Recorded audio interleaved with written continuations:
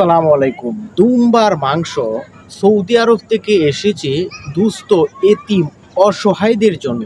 সেই অসহায়দের দুম্বার মাংস বিএনপি জামাতের নেতাকর্মীরা আত্মসাৎ করেছে, এমনই অভিযোগ উঠেছে নোয়াখালীর কোম্পানিগঞ্জে সেখানকার স্থানীয় নেতাকর্মীদের বিরুদ্ধে। দেখুন, একটি ভিডিও সোশ্যাল মিডিয়ায় ব্যাপকভাবে ভাইরাল হয়েছে।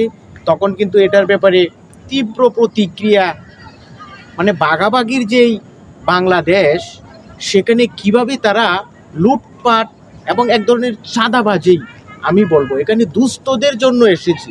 পরবর্তীতে এটি যখন নজরে এসেছে, উপজেলা নির্বাহী অফিসার জানিয়েছে তদন্ত করে তাদের বিরুদ্ধে ব্যবস্থা গ্রহণ করা হবে। তারা বলতেছে আমাদের ছেলেপেলেরা আছে, নেতাকর্মীরা যারা খাইছে, আমাদের নেতাকর্মীরা আছে, তারা নিচে ভুড়ি পার্টি করবো, বুঝ এই রুটি মুটি বানায় খাইব।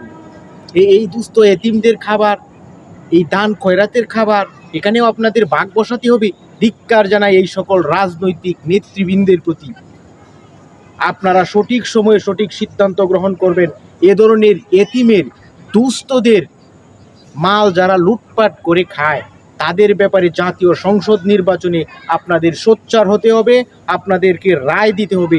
অন্যথায় আপনাদের ঘরের খাবারও কিন্তু এরা খেয়ে ফেলবে। নিরাপদ নয় কেউ, মনে রাখবেন।